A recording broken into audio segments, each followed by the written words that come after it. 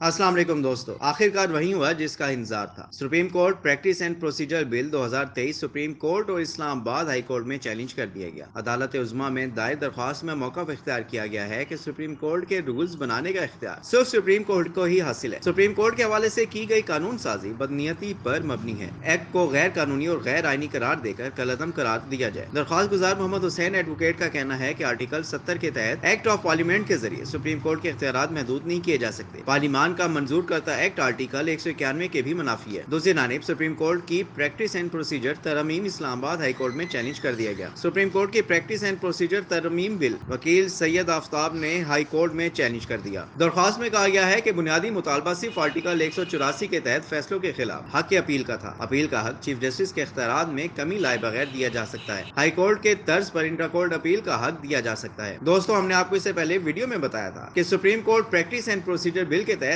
सो मोटो notice लेने का इख्तियार अब आला अदलिया के 3 सीनियर तरीन जजेस के पास होगा। बिल के तहत चीफ जस्टिस का असखुद नोटिस का इख्तियार महदूद होगा। बेंचों की तश्कील और असखुद नोटिस का फैसला एक कमेटी करेगी जिसमें चीफ जस्टिस और 2 सीनियर तरीन जजेस होंगे। दोस्तों, दूसरी जानिब एक और अहम खबर यह है कि chief justice of Pakistan Umar Ata Bandial ने 13 अप्रैल को जुडिशल कमीशन के इजलास तलब कर लिया है। इजलास में जस्टिस मुसर्रत हलाली को पेशावर हाई कोर्ट की चीफ जस्टिस बनाने पर गौर होगा। जस्टिस मुसर्रत हलाली इस वक्त कायम मुकाम चीफ जस्टिस की जिम्मेदारी अदा कर रही है। Chief justice Peshawar high court justice Qaiser Rashid 30 मार्च 2023 को रिटायर्ड हो गए हैं। जस्टिस मुसर्रत हलाली 1 अप्रैल से सूबे की पहली खातून कायम मुकाम चीफ जस्टिस की जिम्मेदारी अदा कर रही हैं। अगर जस्टिस मुसर्रत हलाली का पेशावर हाई कोर्ट की रेगुलर चीफ जस्टिस के तौर पर तकर्रुर हुआ तो वो किसी भी हाई कोर्ट में इस ओहदे पर कायम करने वाली दूसरी खातून जज होंगी। इससे कबल जस्टिस सैयदा ताहिरा सफदर को 2018 में बलोचिस्तान हाई कोर्ट की चीफ जस्टिस मुकर्रर किया गया था। जस्टिस मुसर्रत हलाल को पेशावर हाई कोर्ट बार की नायब सदर सेक्रेटरी खैबर पख्तूनख्वा की पहली खातून एडिशनल एडवोकेट जनरल पहली सूबाई मुतसिब के ओहदों पर फाइज रहने का भी एजाज हासिल है। पिछले कुछ दिनों से हुकूमती इत्तेहाद इमरान खान को भूलकर सुप्रीम कोर्ट को हदफ बनाए हुए हैं। सियासी हदफ के बजाय एक कौमी इदारे को निशाना बनाने से क्या मकासद हासिल हो सकते हैं। कौमी असेंबली से सुप्रीम कोर्ट के फैसले पर एक मुखालफाना करारदाद मंजूर करा के हुकूमत ने एक नई मिसाल कायम कर दी है। ऐसी करारदादों से अगर सुप्रीम कोर्ट के फैसलों को बदला जा सकता है तो भी नवाज शरीफ की नाअहली के फैसले पर भी एक ऐसी करारदाद लाकर सारा झगड़ा खत्म कर देना चाहिए। ये तो सुप्रीम कोर्ट का फैसला है, किसी आम मजिस्ट्रेट का फैसला भी ऐसी करारदादों से खत्म या तब्दील नहीं कराया जा सकता। दोस्तों, एक और अहम खबर यह है कि सुप्रीम कोर्ट की जानिब से पंजाब में 14 मई को आम इंतखाबात कराने के लिए फंड्स फराहम करने की डेडलाइन खत्म हो गई। वफाकी हुकूमत ने इलेक्शन कमीशन को फंड्स फराहम नहीं किए। इलेक्शन कमीशन ने रिपोर्ट सुप्रीम कोर्ट में जमा करा दी। सुप्रीम कोर्ट के जजेस चैम्बर में इलेक्शन कमीशन की रिपोर्ट का जायजा लेंगे और इसी बुनियाद पर नया हुक्म जारी किए जाने का इम्कान है। आपको याद होगा कि सुप्रीम कोर्ट ने पंजाब में आम इंतखाबात कराने के लिए वफाकी हुकूमत को 10 अप्रैल तक इलेक्शन कमीशन को 21 अरब रुपए जारी करने का हुक्म दिया था। सुप्रीम कोर्ट ने कहा था कि फंड्स ना मिले तो रिपोर्ट की बुनियाद पर हुक्म देंगे। सुप्रीम कोर्ट के 3 रुकनी बेंच ने पंजाब में इंतखाबात के इल्तवा का इलेक्शन कमीशन का फैसला करदम करार देते हुए कहा कि ये फैसला गैर कानूनी और गैर आईनी है। पोलिंग 30 अप्रैल के बजाय 14 मई को होगी। दूसरी जानिब गुज़िश्ता रोज कौमी और सूबाई असेंबलियों के इंतखाबात एक साथ कराने के लिए सेनेट ने कसरत राय से मंजूरी दे दी। इलेक्शन कमीशन ऑफ पाकिस्तान ने इंतखाबी तारीख के ऐलान और पोल डे आगे बढ़ाने का इख्तियार मांग लिया। स्पीकर कौमी असेंबली और चेयरमैन सेनेट को लिखे गए खत में chief election commissioner Sikandar Sultan Raja ने इलेक्शन एक्ट की सेक्शन 57 और 58 में तरमीम की तजवीज दे दी। चीफ इलेक्शन कमिश्नर का कहना है कि मौजूदा हालात में ये तरमीम जरूरी है। पंजाब और केबी में इंतखाबात के हवाले से तनाजात सामने आया। अदालत के 1 मार्च और 4 अप्रैल के फैसलों से तनाजात ने जन्म लिया। वफाकी वजीर खुर्रम दस्तगीर का कहना है कि चारों सूबों में एक साथ इलेक्शन होगा। ऐसा इलेक्शन चाहते हैं जो मुल्क को आगे लेकर जाए। आइन में तमाम सूबों में बैक वक्त इंतखाबात की बात दर्ज है। आम इंतखाबात की तरफ अक्टूबर में जाएंगे। हम डस्का जैसा इलेक्शन नहीं चाहते। हमारा मुतालबा है कि सुप्रीम कोर्ट के तमाम जजेस फुल कोर्ट में बैठे। दोस्तों, इलेक्शन से बचने के लिए कुछ नहीं किया जा रहा। नवाज शरीफ ने तो चंद रोज पहले लंदन में साफियों से बातचीत करते हुए बाकायदा भयानक तस्वीर पेश की है। उन्होंने कहा है कि अगर सुप्रीम कोर्ट का फैसला तब्दील ना हुआ, इंतखाबात हुए तो डॉलर 500 रुपए का हो जाएगा, सब्जियां 500 रुपए किलो बिकेंगी और गरीबों के लिए जिंदा रहना मुश्किल हो जाएगा। शायद उन्हें यह मालूम नहीं कि गरीबों के लिए जिंदा रहना इस वक्त भी मुश्किल हो चुका है और वो सस्ते आटे के लिए अपनी जानें दे रहे हैं। उधर वजीर आजम शहबाज शरीफ भी किसी से पीछे नहीं। वो सुप्रीम कोर्ट के फैसले को गलती करार देकर ये मशवरा दे रहे हैं कि बड़ा आदमी वही है जो अपनी गलती तस्लीम करे। दोस्तों, सुप्रीम कोर्ट के किसी फैसले को गलती करार देने की रिवायत भी खैर से मौजूदा हुकूमत ने डाली है। उन्होंने एक दिलचस्प बात यह भी की है कि आला अदलिया ने हुकूमत के लिए तो ये असूल अपनाया कि अकेला वजीर आजम फैसले नहीं कर सकता। काबीना फैसले करती है लेकिन यह असूल अपने पर लागू नहीं करती और फैसले इज्तिमाई नहीं इनफरादी किए जाते हैं। अब उनकी इस बात को मान लिया जाए तो फिर हर केस में सुप्रीम कोर्ट का फुल बेंच बैठा करेगा और साल में चंद एक ही फैसले होंगे। हुकूमत के वजीर कानून आजम नजीर ताडड़ भी किसी से पीछे नहीं। उन्होंने कहा है कि फुल कोर्ट ना बनाया गया तो सियासी और आईनी बुरान पैदा होगा। हालांकि सियासी और आईनी बुरान तो पैदा हो चुका है और उसे पैदा करने में सबसे बड़ा किरदार खुद हुकूमत का है। दोस्तों, सियासत में जितना इंतशार आज है पहले कभी नहीं देखा गया। भला कौमी असेंबली अपनी करारदाद में वजीर आजम को कैसे कह सकती है कि वो फैसले कोर्ट के 3 रुकनी बेंच के फैसले पर अमल ना करे? क्या वजीर आजम सिर्फ एक करारदाद की वजह से ऐसा कर सकते हैं? नवाज शरीफ ने लंदन से कौमी असेंबली की करारदाद पर शाबाश तो दी है, ताहम उनकी ये बात बड़ी मुहिम है कि पार्लियामेंट को बताना चाहिए कि वो बालादस्त इदारा है। क्या आइन से भी बालादस्त इदारा है? जब आइन में ये लिखा है कि कौमी असेंबली की तहलील के बाद 90 दिनों में इंतखाबात होने चाहिए, तो पार्लियामेंट इसे कैसे सबूताज कर सकती है? तावक्त वो इसमें तरमीम ना करे। दोस्तों, पार्लियामेंट आइन के हदूद में रहकर फैसले कर सकती है, आइन से बालातर होकर कुछ नहीं कर सकती। ऐसा करने की सूरत में खुद इसी आइन के अंदर लिखा हुआ है कि मामला सुप्रीम कोर्ट में जाएगा और वो जेर बहस नुक्ते की वजाहत करेगी।